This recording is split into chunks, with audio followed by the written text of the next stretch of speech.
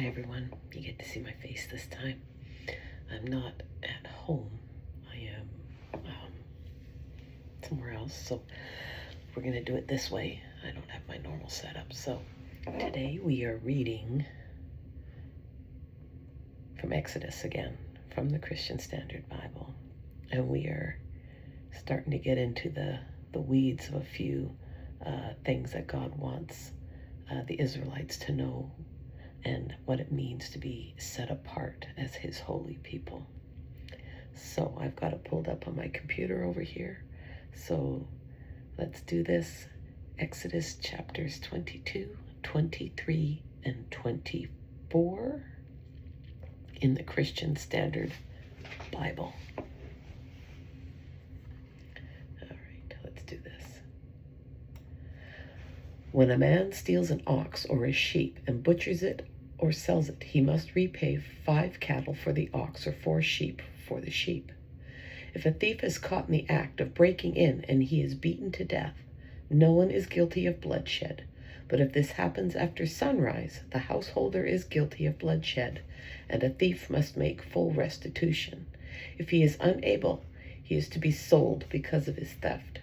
If what was stolen, whether ox, donkey, or sheep, is actually found alive in his possession, he must repay double.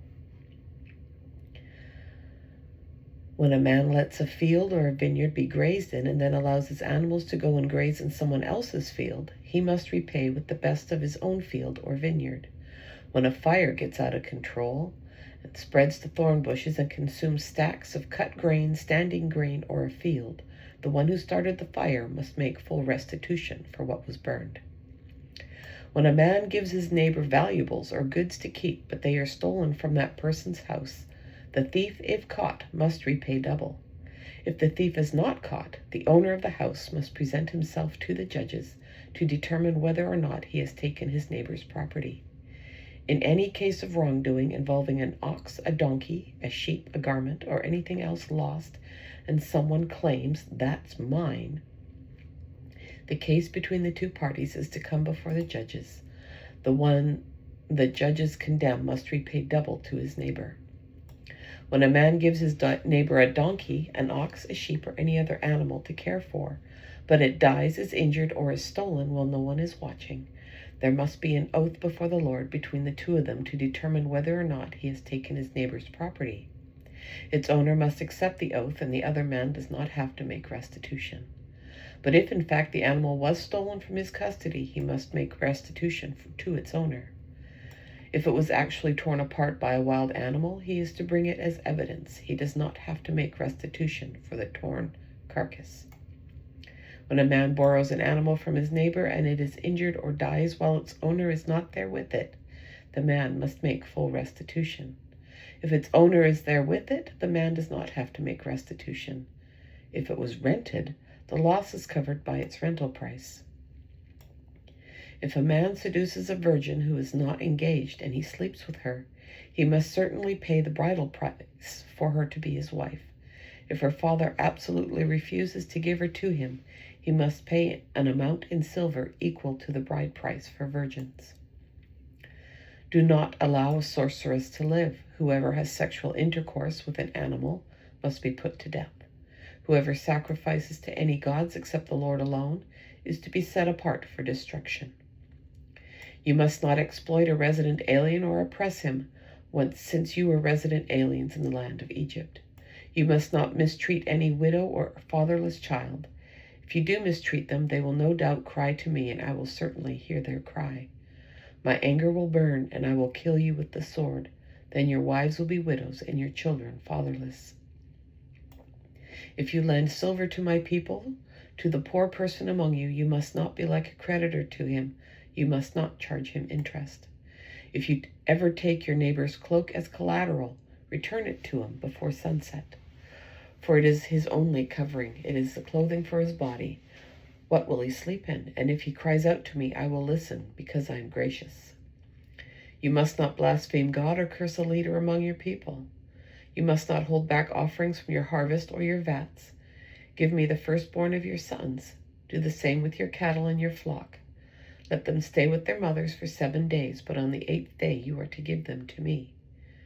Be my holy people. You must not eat the meat of a mauled animal found in the field.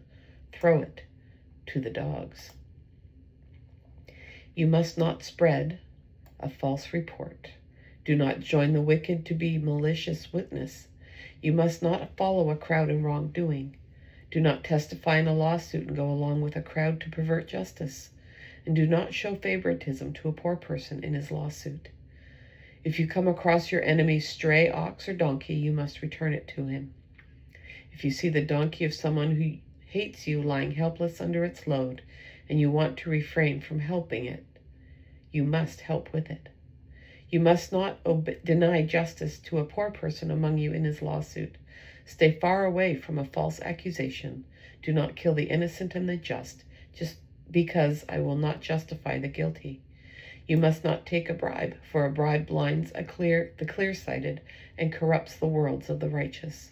You must not oppress a resident alien. You yourselves know how it feels to be a resident alien because you were resident aliens in the land of Egypt. Sow your land for 6 years and gather its produce, but during the 7th year you are to let it rest and leave it uncultivated, so that the poor among your people may eat from it and the wild animals may consume what they leave. Do the same with your vineyard and your olive grove. Do your work for 6 days, but rest on the 7th day, so that your ox and your donkey may rest, and the son of your female slave as well as the resident alien may be refreshed. Pay strict attention to everything I've said to you.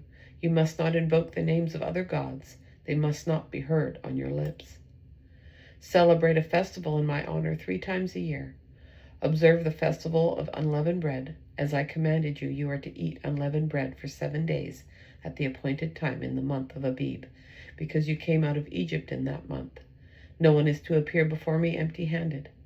Also observe the festival of harvest. With the first fruits of your produce from what you sow in the field, and observe the festival of ingathering at the end of the year, when you gather your produce from the field. 3 times a year all your males are to appear before the Lord God. You must not offer the blood of my sacrifices with anything leavened. The fat of my festival offering must not remain until morning. Bring the best of the first fruits of your land to the house of the Lord your God. You must not boil a young goat in its mother's milk. I am going to send an angel before you to protect you on the way and bring you to the place I have prepared. Be attentive to him and listen to him. Do not defy him, because he will not forgive your acts of rebellion, for my name is in him.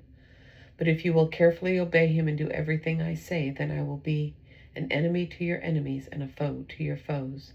For my angel will go before you and bring you to the land of the Amorites, Hittites, Perizzites, Canaanites, Hivites, and Jebusites, and I will wipe them out. Do not bow and worship to their gods, and do not serve them. Do not imitate their practices. Instead, demolish them and smash their sacred pillars to pieces. Serve the Lord your God, and he will bless your bread and your water. I will remove illnesses from you. No woman will miscarry or be childless in your land, and I will give you the full number of your days. I will cause the people ahead of you to feel terror, and will throw into confusion all the nations you come to. I will make all your enemies turn their backs to you and retreat. I will send hornets in front of you, and they will drive the Hivites, Canaanites, and Hivites away from you. I will not drive them out ahead of you in a single year. Otherwise the land would become desolate, and wild animals would multiply against you. I will drive them out little by little ahead of you until you have become numerous and take possession of the land. I will set your borders from the Red Sea to the Mediterranean Sea, and from the wilderness to the Euphrates River, for I will place the inhabitants of the land under your control, and you will drive them out ahead of you.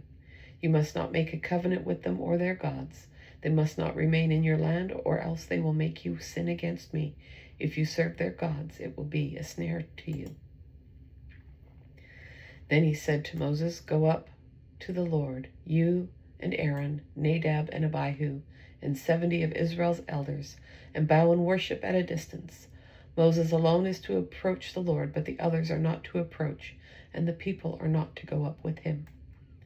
Moses came and told the people all the commands of the Lord and all the ordinances.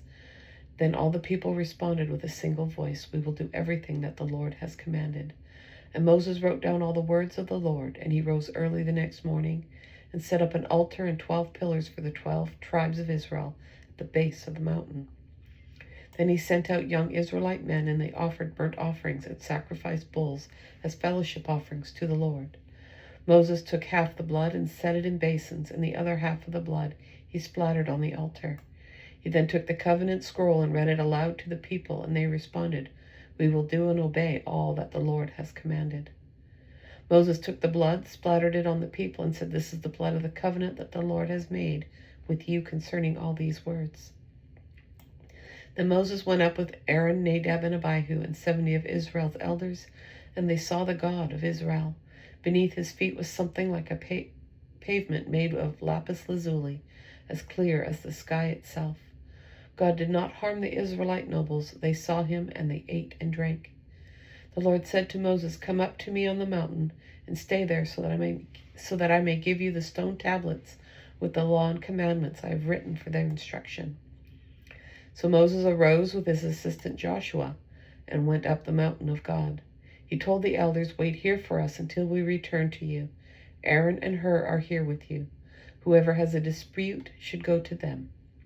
When Moses went up the mountain, the cloud covered it, and the glory of the Lord settled on Mount Sinai, and the cloud covered it for 6 days. On the 7th day he called to Moses from the cloud.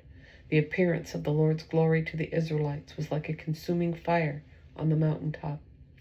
Moses entered the cloud as he went up the mountain, and he remained on the mountain 40 days and 40 nights. And that, my friends, is our reading for today, February 6th, 2026. Yes. Take care. I hope to see you at the next one. Bye for now.